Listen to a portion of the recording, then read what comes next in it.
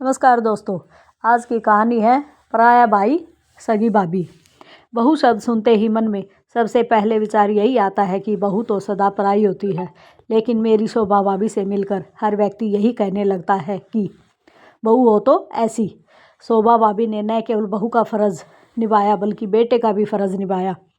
15 साल पहले जब उन्होंने दीपक भैया के साथ फेरे लेकर यह वादा किया था कि उनके परिवार का ध्यान रखेंगी, वह उनके सुख दुख में उनका साथ देंगी, तब से वह वचन उन्होंने सदैव निभाया। जब बाबूजी दीपक भैया के लिए शोभा भाभी को पसंद करके आए थे, तब बुआ जी ने कहा था, बड़े शहर की लड़की है भैया जी, बातें भी बड़ी बड़ी करेगी, हमारे छोटे शहर में रह नहीं पाएगी।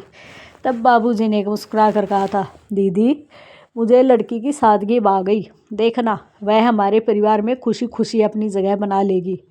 बाबूजी की यह बात सच साबित हुई और शोभा भाभी कब हमारे परिवार का हिस्सा बन गई पता ही नहीं चला। भाभी हमारे परिवार की जान थी, उनके बिना तो त्योहार विवाह सब फीके लगते थे। भैया सदैव काम में व्यस्त रहते थे, इसलिए घर के काम के साथ साथ घर के बाहर के काम जैसे बिजली का बिल जमा करना, बाबूजी की दवा आदि लाना सब भाभी ही किया करती थी। माँ के देहांत के बाद उन्होंने मुझे कभी माँ की कमी महसूस नहीं होने दी। इसी बीच राहुल के जन्म ने घर में खुशियों का माहौल बना दिया। सारा दिन बाबूजी उसी के साथ खेलते रहते। मेरे दोनों बच्चे अपनी मामी के इस नन्हे तोहफे से बेहद खुश थे। वे स्कूल से आते ही राहुल से मिलने की जिद करते थे।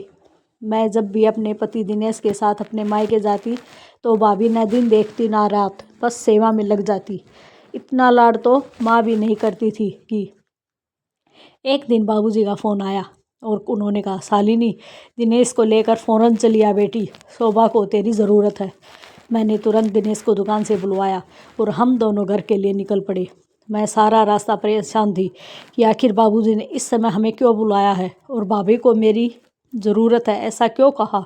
मन में सवाल लेकर जैसे ही घर पहुंची तो देखा कि बाहर टैक्सी खड़ी थी और दरवाजे पर 2 बड़े सूटकेस रखे थे। कुछ समझ नहीं आया कि क्या हो रहा है। अंदर जाते ही देखा कि बाबूजी परेशान बैठे थे और भाभी चुपचाप मूर्ति बनकर खड़ी थी। भैया गुस्से में आए और बोले, उफ, तो अपनी वकालत करने के लिए शोभा ने आप लोगों को भी बुला लिया। भैया के ये बोल दिल में तीर की तरह लगे। तभी दिनेश बोला, क्या हुआ भैया, आप सब इतने परेशान क्यों हैं। इतना सुनते ही भाभी फूट फूट कर रोने लगी और भैया ने गुस्से में कहा, कुछ नहीं दिनेश, मैंने अपने जीवन में एक महत्वपूर्ण फैसला लिया है जिससे बाबूजी सहमत नहीं है। मैं विदेश जाना चाहता हूँ, वहाँ बहुत अच्छी नौकरी मिल रही है, रहने को मकान व गाड़ी भी। यह तो बहुत अच्छी बात है भैया, दिनेश ने कहा। दिनेश कुछ और कह पाते तभी भैया बोले, मेरी बात अभी पूरी नहीं हुई है दिनेश। मैं अब अपना जीवन अपने पसंद से जीना चाहता हूँ, अपनी पसंद के जीवन साथी के साथ। यह सुनते ही मैं और दिनेश हैरानी से भैया को देखने लगे। भैया ऐसा सोच भी कैसे सकते थे। भैया अपने दफ्तर में काम करने वाली नीला के साथ घर बसाना चाहते थे। शोभा मेरी पसंद कभी थी ही नहीं। बाबूजी के डर के कारण मुझे यह विवाह करना पड़ा, परंतु कब तक मैं इनकी खुशी के लिए अपनी इच्छाओं को दबाता रहूँगा। मैं बाबूजी के पैरों में गिरकर रोती हुई बोली, बाबूजी आप भैया से कुछ कहते क्यों नहीं, इनसे कहिए ऐसा ना करे। रोकिए न बाबूजी, रोक लीजिए। चारों ओर सन्नाटा छा गया। काफ़ी सोचकर बाबूजी ने भैया से कहा, दीपक यह अच्छी बात है कि तुम जीवन में सफलता प्राप्त कर रहे हो, पर अपनी सफलता में तुम शोभा को शामिल नहीं कर रहे हो, यह गलत है। मत भूलो कि तुम आज जहाँ हो वहाँ पहुँचने में शोभा ने तुम्हारा भरपूर साथ दिया। उसके प्यार और विश्वास का यह इनाम मत दो उसे, वह मर जाएगी। कहते हुए बाबूजी की आंखों में आंसू आ गए। भैया का जवाब तब भी वही था और वे हम सबको छोड़कर अपनी अलग दुनिया बसाने चले गए। बाबूजी सदा यही कहते थे कि वक्त और दुनिया किसी के लिए नहीं रुकती। इस बात का आभास भैया के जाने के बाद हुआ। सगे संबंधी कुछ दिन तक घर आते रहे दुख व्यक्त करने, फिर उन्होंने भी आना बंद कर दिया। जैसे जैसे बात फैलती गई वैसे वैसे लोगों का व्यवहार हमारे प्रति बदलता गया। फिर एक दिन बुआ जी आई और जैसे ही भाभी उनके पाँव छूने लगी वैसे ही उन्होंने चिल्लाकर कहा, हट बेशरम, अब आशीर्वाद लेकर क्या करेगी, हमारा बेटा तो तेरी वजह से हमें छोड़कर चला गया। बूढ़े बाप का सहारा छीनकर चैन नहीं मिला तुझे, अब क्या जान लेगी। हमारी। मैं तो कहती हूँ भैया इसे इसके मायके भिजवा दो, दीपक वापस चला आएगा।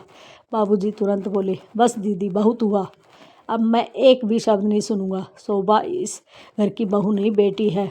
दीपक हमें इस वजह से नहीं, अपने स्वार्थ के लिए छोड़ कर गया है। मैं इसे कहीं नहीं भेजूंगा, यह मेरी बेटी है और मेरे पास ही रहेगी। बुआ जी ने फिर कहा, कहना बहुत आसान है भैया जी, पर जवान बहू और छोटे से पोते को कब तक अपने पास रखोगे? आप तो कुछ कमाते भी नहीं, फिर इन्हें कैसे पालोगे? मेरी सलाह मानो, इन दोनों को वापस भिजवा दो। क्या पता शोभा में ऐसा क्या दोष है जो दीपक इसे अपने साथ रखना ही नहीं चाहता। यह सुनते ही बाबूजी को गुस्सा आ गया और उन्होंने बुआ जी को अपने घर से चले जाने को कहा। बुआ जी तो चली गई, पर उनकी कही बात बाबूजी को चैन से बैठने नहीं दे रही थी। उन्होंने भाभी को अपने पास बैठाया और कहा, बस शोभा, अब रोकर अपने आने वाले जीवन को नहीं जी सकती। तुझे बहादुर बनना पड़ेगा बेटा, अपने लिए, अपने बच्चे के लिए तुझे इस समाज से लड़ना पड़ेगा। तेरी कोई गलती नहीं है। दीपक के इससे तेरे जैसी सुशील लड़की का प्यार नहीं है। तू चिंता न कर बेटा, मैं हूं न तेरे साथ और हमेशा रहूँगा। वक्त के साथ भाभी ने अपने आप को संभाल लिया। उन्होंने कॉलेज में नौकरी कर ली और शाम को घर पर भी बच्चों को पढ़ाने लगी। समाज की उंगलियां भाभी पर उठती रही, पर उन्होंने हौसला नहीं छोड़ा। राहुल को स्कूल में डालते वक्त थोड़ी परेशानी हुई, पर भाभी ने सब कुछ संभालते हुए सारे घर की जिम्मेवारी अपने कंधों पर उठा ली। भाभी ने यह साबित कर दिया कि अगर औरत ठान ले तो वह अकेले पूरे समाज से लड़ सकती है। इसी बीच भैया की कोई खबर नहीं आई। उन्होंने कभी अपने परिवार की खोज खबर नहीं ली। सालों बीत गए, भाभी अकेली परिवार चलाती रही, पर भैया की ओर से कोई मदद नहीं आई। एक दिन भाभी का कॉलेज से फ़ोन आया, दीदी घर पर ही हो ना? शाम को आपसे कुछ बात करनी है। हाँ हाँ भाभी, मैं घर पर ही हूँ, आप आ जाओ शाम 6 बजे। भाभी मेरे घर पहुँची, थोड़ी परेशान लग रही थी। चाय पीने के बाद मैंने उनसे पूछा, क्या बात है भाभी, कुछ परेशान लग रही हो? घर पर सब ठीक है? थोड़ा हिचकते हुए भाभी बोली, दीदी आपके भैया का खत आया है। मैं अपने कानों पर विश्वास नहीं कर पा रही थी।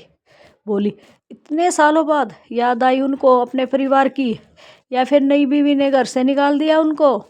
ऐसा न कहो दीदी, आखिर वह आपके भाई हैं। भाभी की बात सुनकर एहसास हुआ कि आज भी भाभी के दिल में किसी कोने में भैया है। मैंने आगे बढ़कर पूछा, भाभी क्या लिखा है भैया ने? भाभी थोड़ा सोचकर बोली, दीदी वे चाहते हैं कि बाबूजी मकान बेचकर उनके साथ चलकर विदेश में रहे। क्या कहा? बाबूजी मकान बेच दें? भाभी, बाबूजी ऐसा कभी नहीं करेंगे, और अगर वे ऐसा करना भी चाहेंगे तो मैं उन्हें कभी ऐसा नहीं करने दूंगी। भाभी आप जवाब दे दीजिए कि ऐसा कभी नहीं होगा। वह मकान बाबूजी के लिए सब कुछ है, मैं उसे कभी भी बिकने नहीं दूंगी। वह मकान आपका और राहुल का सहारा है। भैया को एहसास है कि अगर वह मकान नहीं होगा तो आप लोग कहाँ जाएंगे? आपके बारे में तो नहीं, पर राहुल के बारे में तो सोचते, आखिर वह उन्हीं का बेटा है। मेरी बातें सुनकर भाभी चुप हो गई और गंभीरता से कुछ सोचने लगी। उन्होंने यह बात अभी बाबूजी से छिपा कर रखी थी। हमें समझ नहीं आ रहा था कि अब क्या करें। तभी दिनेश आ गए और हमें परेशान देखकर सारी बात पूछी। बात सुनकर दिनेश ने भाभी से कहा, भाभी आपको यह बात बाबूजी को बता देनी चाहिए। दीपक भैया के इरादे कुछ ठीक नहीं लग रहे हैं। यह सुनते ही भाभी डर गई। फिर हम तीनों तुरंत घर के लिए निकल पड़े। घर जाकर भाभी ने सारी बात विस्तार से बाबूजी को बता दी। बाबूजी कुछ विचार करने लगे। उनके चेहरे से लग रहा था कि भैया ऐसा करेंगे, उन्हें इस बात की उम्मीद थी। उन्होंने दिनेश से पूछा, दिनेश तुम बताओ कि हमें क्या करना चाहिए? दिनेश ने कहा, दीपक आपके बेटे हैं तो जाहिर सी बात है कि इस मकान पर उनका अधिकार बनता है, पर यदि आप अपने रहते यह मकान भाभी या राहुल के नाम करा देते हैं तो फिर भैया चाह कर भी कुछ नहीं कर सकेंगे। दिनेश की यह बात सुनकर बाबूजी ने तुरंत फैसला ले लिया कि वे अपना मकान भाभी के नाम कर देंगे। मैंने बाबूजी के इस फैसले को मंजूरी दे दी और उन्होंने विश्वास दिलाया कि वे सही कर रहे हैं। ठीक 10 दिन बाद भैया घर आ पहुँचे और आकर अपना हक मांगने लगे। भाभी पर इल्ज़ाम लगाने लगे कि उन्होंने बाबूजी के बुढ़ापे का फ़ायदा उठाया है और धोखे से मकान अपने नाम करवा लिया। भैया की कड़वी बातें सुनकर बाबूजी को गुस्सा आ गया। वे भैया को थप्पड़ मारते हुए बोले, नालायक, कोई तो अच्छा काम किया होता। शोभा को छोड़कर तूने पहली गलती की और अब इतनी घटिया बात कहते हुए तुझे जरा सी भी लज्जा नहीं आई। उसने मेरा फ़ायदा नहीं उठाया बल्कि मुझे सहारा दिया। चाहती तो वह भी मुझे छोड़कर जा सकती थी, लेकिन अपनी अलग दुनिया बसा सकती थी, पर उसने वे जिम्मेदारियां निभाई जो तेरी थी। तुझे अपना बेटा कहते हुए मुझे अफसोस होता है।